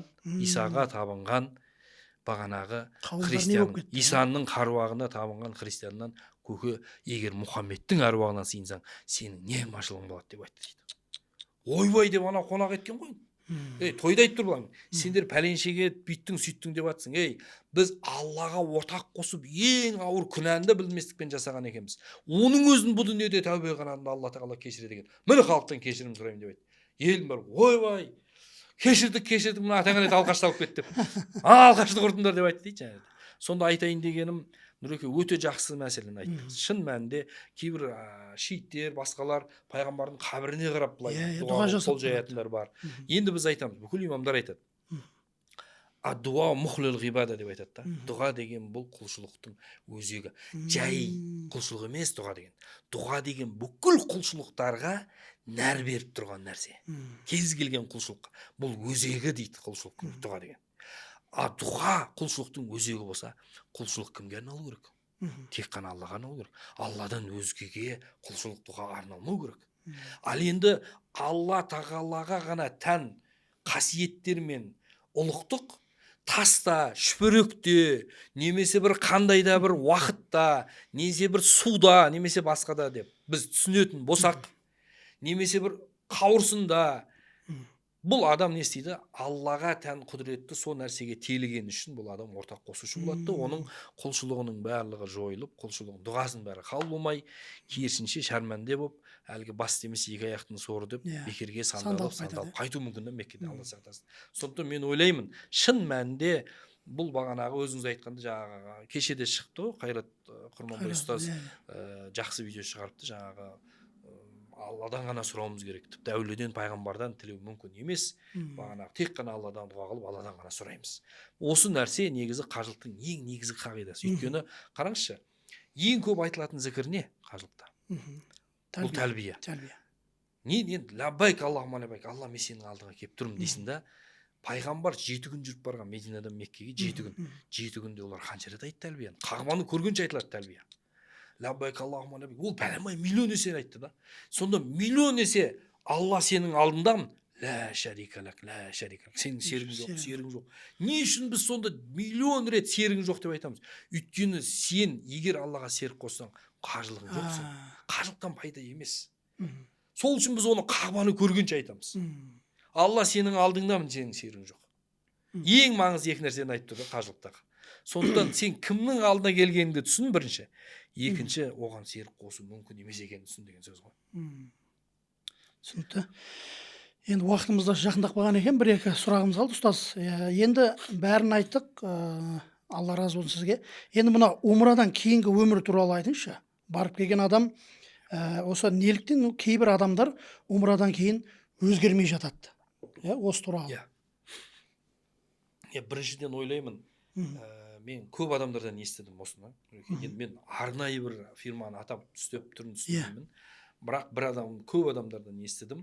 Бізге ешқандай сол жақта бір нұсқаулық сабақ өтіп, бір арнайы бір не айтқан жоқ дейді да. Мен айтпасам мұсылманның умрадан кейінгі немесе қажылықтан кейінгі мінез құлқы деген сияқты мәселелерді өтеміз. Иә. Ағайын туысқандармен қарым-қатынас, әке-шешемен қарым-қатынас деген сияқты, мұсылманның Алламен қарым-қатынас, құлшылығымен қарым-қатынас деген сияқты өтеміз да. Егер ол болмаса, онда сіздің бұл 10 күндік қажылық деген 10 күндік медресе. Сол 10 күндік медресені әлгі ғалымдар айтады ғой, қажылықтан кейін адам дейді, бұрынғы күнәларына қайта оралатын болса дейді, ол адам моншадан шығып боқсүдікке аунап жатқан адам сияқты дейді. Егер дейді адам қажылықтан кейін өзінің құлшылықтарына бекем болмаса дейді, сол қажылықтағы құлшылықтарын тастап қоятын болса дейді, ол адам үлкен ғимаратты соғып, сол ғимаратты өз қолымен қиратып жатқан адам сияқты дейді. Яғни ол адамның құлшылығы, қажылығындағы құлшылықтың бәрі бекер деген сөз. Сондықтан ол құлшылықтың, қажылықтың ең негізгі мақсаттарының бірі сіздің тек қана дұғаңыздың қабыл болып қана қою емес, бұл сізге үлкен бір рухани тәрбие беру. Әлгі Рамазан сияқты сізге бір үлкен бір ұшақ алаңы сияқты жер. Ары қарата сен иманың соны алып кететіндей. Мысалы, мен бір нәрсені сезінемін, Нұрке, сіз де сезінетін шығарсыз. Мына Рамазан айы кірген кезде, енді тарауых оқылатын күн болады, әлі ораза ұстамағансың. Бірақ тарауых оқылатын алдындағы күні, шам намазынан кейін бір ерекше тыныштық келеді адам нәпсіне. Бір ерекше бір жайбарақаттық, бір сондай бір нәпсің бойсұнғыш болып қалған сияқты болып бір сондай сезімді мен сезіп жүрмін соңғы жылдары, өте көп сезім соны. Тура осы сезім Мединаға түскенде байқалады негізі. Көп адам айтты маған. Өткенде бір ағамыз айтады, үлкен қызметте істеген бір ағамыз айтады, мына мешітке кірсем көзімнен жас аға береді, неліктен дейді. Не бұл жақе дейді. Кірсем көзімнен жас аға береді дейді. Мен айтамын, ол деймін, мына рухани ләззат. Ол адам қуаныштан жылап жатыр. Сол иманның ләззаты көзден атқып шығып жатыр жаңа жас болып. Баяғыда бір кісі сақалы бар екен да, соның бастығы сақалыңды ал дей береді екен. Иман деген жүректе болу керек қой десе, мен сол жүрегіме толып мен бетіме шығып жатыр ғой деп айтады дейді. Сол сияқты жаңа көзден шығады ғой енді иманның жасы. Сол сияқты бір руханият қой енді ол шыға. Ол тәрбиені сезінбесеңіз, қажылықтан кейінгі өміріңізде сіздің өзгерістер болмаса, онда ол қажылығыңыз жай сапар. Жай сапар, қажылық емес. Енді мына бізде қазіргі таңда үлкен проблема, соны айтпасақ болмайын деп тұр, өйткені сіз нағыз осы сұраққа жауап беретін адам деп шақырып отырмыз. Негізгі бүгінгі сұрағымыз енді махрамсыз умраға бару болып тұр ғой. Кейбіреулер осы біз қозғағанбыз алдыңғы тақырыптарда, бірақ кейбіреулер жазады. Менің баратын күйеуім де қайтыс болып кеткен, балам кішкентай, немесе балам да жоқ, өзім, мен сонда бармайын ба деген сияқты. Жалпы осы махрамсыз умраға бару туралы өзіңізден тыңдайықшы. Қандай қасіреті бар? Әлбетте бұл жерде енді бұған байланысты фатуаны Қазақстан мұсылман діни басқармасы беріп қойған.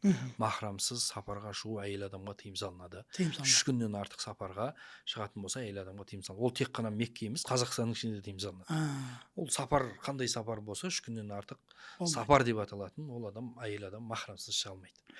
Бірақ бұл жерде өте бірнеше мәселе бар.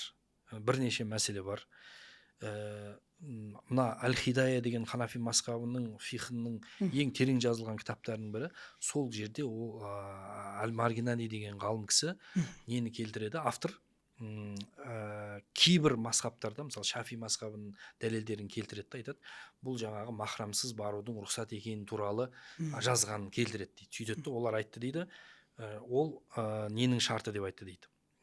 Жаңағы сапардың шарты. Ол қажылықтың шарты емес, сапардың шарты. Егер ол Меккеге барса дейді, ол әйел дейді. Ол әйел Меккеге барса, Меккенің ішінде махрамсыз жүре ала ма, жүре алмай ма дейді. Жүре алады ғой. Ол Меккеге дейінгі сапарға қатысты бұл әңгіме да, көрдіңіз ба? Енді сол жерде ол жүре ала ма деңіз. Бірақ махрамның негізгі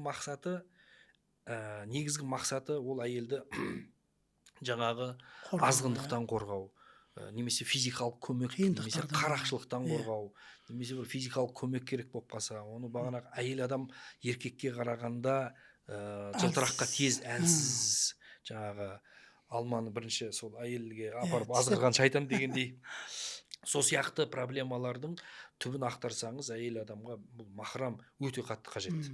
Әсіресе Меккеде мен байқап қалам, кейде әйел бойдақ қыздар барады да, Иә, сол осы бойдақ мәселе. қыздар көп адамдардың құлшылығына кедергі кедергі келтіреді. жасайды. Мысалға мен айтам, Қағбаның қасында адамға өте үлкен екі сынақ келетін бе. Қағбаның қасында өте үлкен, оны сынақ екенін байқамай құлшылығын өткізіп жатқан адам көп. Мәселен, сіз ойлаңыз да, Алла тағала дәл Қағбаның қасында әйелдерге бетін жабуды және мынандай қолғаптар киюді тыйым салған. Ойлаңыз сіз. Бір әйелдер бар, бетін күн көрмеген. Арабтың қасы көзі қап-қара, көзі дәу, мына ағы мен қарасы ерекшеленіп тұратын бір көргеннен бетіне қарағанда ауырып қалатын сондай бір әйелдер бар. Соларға бетін жабуға Алла тағала Қағбаның қасында тауафта тыйым салған. Бұл саған қандай сынақ? Сен әйелдің бетіне қарайсың ба, жоқ әлде бағанағы Алланың құлшылығын ойлайсың ба, тауафты ойлайсың ба, дұғаңды ойлайсың ба? Міне саған сандай сынақ.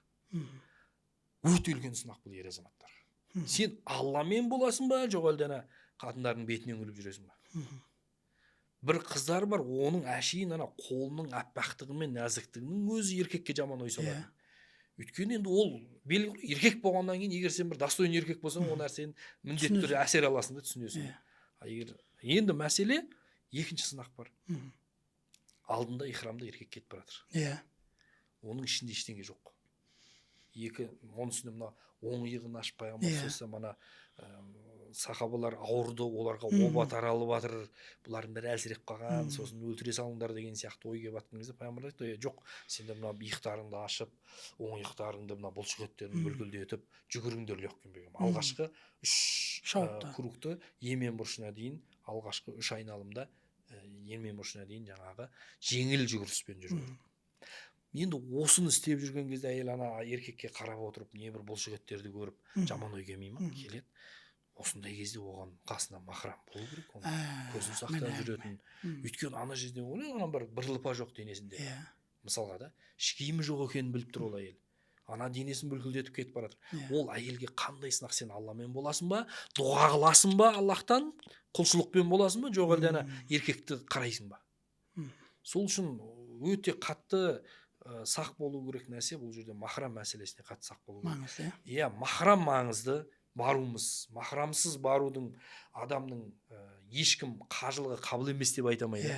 Бірақ ол адамның қажылығының кемшілігі бар дегенді көптеген ғалымдар айтып қойған. Алла разы болсын ұстаз, кереметтей сұрақтарға жақсы жауап бердіңіз. Алла разы болсын, өйткені сіз енді көптеген жылдан бері осы салада жүрген екен, өзіңізді шақыртып, өзіңіздің аузыңыздан, өзіңіздің қаншама шәкірттеріңіз бар, соны естиін деді. Құрметті қажылар, бүгінгі тақырыбымыз міне умра құлшылық па әлде тренд па деген сұраққа Жәнәділ ұстазымыз өте керемет жауап берді. Алла разы болсын ұстаз, келгеніңізге тағы да рахмет айтамыз. Алдағы уақытта тағы да сізді басқа тақырыптармен шақырамыз деген үміттеміз. Құрметті көрермендер, егер сізге ұнаса лайк басып, комментарий жазып, достарыңызбен бөлісіп, бізбен бірге болыңыздар. Және келесі кезекте қандай ұстазымызды шақырайық, соны пікірге қалдырыңыздар. Біз ағамыздан сұрап жатырмыз, жаңа бас жағында. Келесіде Бал Исмаил ағамыз шақырса қалай деп астына жазып кетіңіздер. Егер Исмаил ағамызды ол кісіні көрсем мен бір қуанам ше, бір жолығып осылай сұхбаттасқым келеді да. Күлгеннің өзі, бал жегеннің өзі білесіз ғой. Алла разы болсын ұстаз. Ассалаумағалейкум. Көп рахмет.